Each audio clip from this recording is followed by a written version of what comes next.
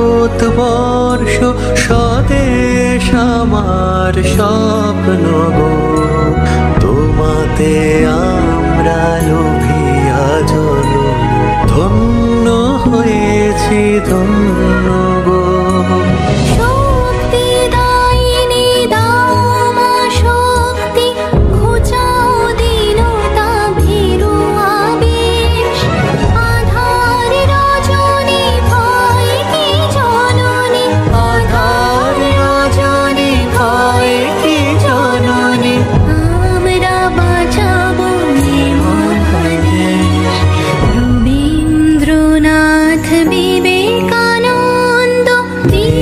সুভাষের মহান দেশ, নাহি তো ভাবনা করি না চিন্তা, হৃদয়ে নাহি গো ভয়ের